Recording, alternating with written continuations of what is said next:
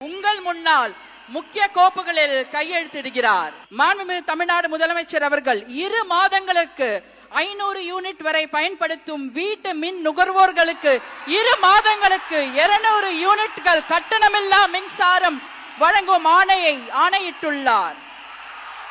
மாண்புமிகு தமிழ்நாடு முதலமைச்சர் அவர்கள் பெண்களின் பாதுகாப்பினை மேம்படுத்தும் பொருட்டு தடுப்பு மற்றும் பாதுகாப்பு யுத்திகளை முதன்மை மற்றும் ஒற்றை இலக்கை கொண்டு செயல்பட சிங்கப்பெண் சிறப்பு அதிரடி படையை உருவாக்குவதற்கு ஆணையிட்டுள்ளார்.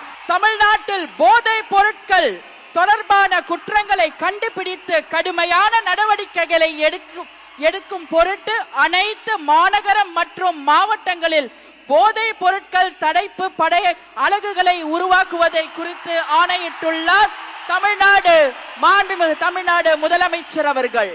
இந்த சட்டசபை தேர்தலில் எந்தெந்த கட்சியில் எத்துணை வேட்பாளர்கள் மீது குற்ற வழக்குகள் உள்ளது என்பதை பார்க்கலாம். அதிகபட்சமாக அதிமுகவில் 60 வேட்பாளர்கள் மீதும், தாவேகாவில் 43 வேட்பாளர்கள் மீதும், திமுகவில் 32 வேட்பாளர்கள் மீதும், காங்கிரஸில் 5 வேட்பாளர்கள் மீதும், பாமகவில் 6 வேட்பாளர்கள் மீதும், தேமுதிகவில் 1 வேட்பாளர் மீதும், இந்திய கம்யூனிஸ்ட் கட்சியில் 1 வேட்பாளர் மீதும் குற்ற வழக்குகள் உள்ளன. அவர்கள் யார் யார் என்று தெரிந்தால் கமெண்ட்